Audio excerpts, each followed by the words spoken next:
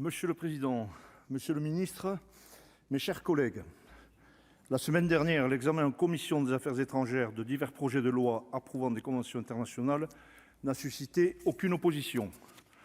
Le groupe écologiste a cependant souhaité que nous débattions en séance publique de celle conclue entre la France et le Qatar. Cette convention vise à préciser le statut des forces armées déployées réciproquement dans ces deux États et concerne notamment le partenariat liant la gendarmerie nationale et la force qatarienne de sécurité intérieure. Le Qatar et la France coopèrent sur de nouveaux sujets, éducation, culture, mais aussi économique. Notre coopération se développe également dans le domaine sécuritaire. Le Qatar apprécie l'expertise française en la matière, déployée notamment dans le cadre de l'exercice Gulf Falcon. La France et son partenaire ont en outre initié en 2019 un dialogue stratégique. Le Qatar est par ailleurs l'un des principaux acquéreurs de l'armement français. Il a ainsi commandé 36 avions Rafale dans les 7 dernières années. Certains s'émeuvent parfois du fait que la France figure parmi les 3 plus grands exportateurs mondiaux. C'est pourtant la condition de notre souveraineté. La seule commande de nos armées ne pourrait suffire à la viabilité de notre industrie de défense. L'export est essentiel à notre souveraineté.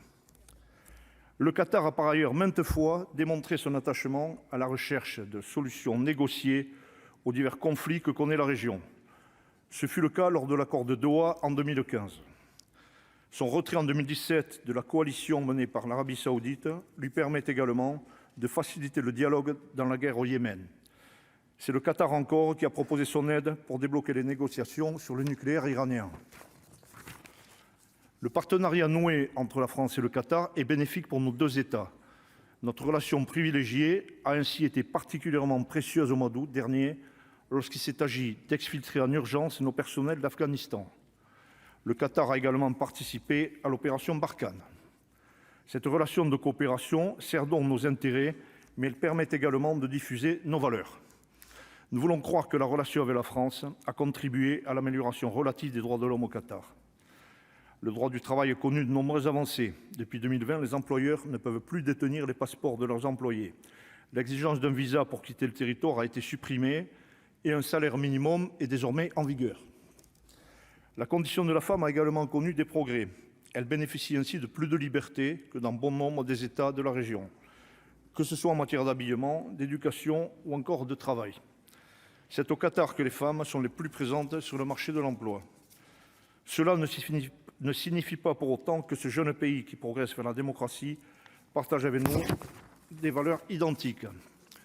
Comme nous avions eu l'occasion de le dire lors du texte portant sur la sécurité de la Coupe du Monde 2022, c'est par la coopération que nous pourrons amener nos partenaires à se rapprocher de nos valeurs de tolérance et de liberté.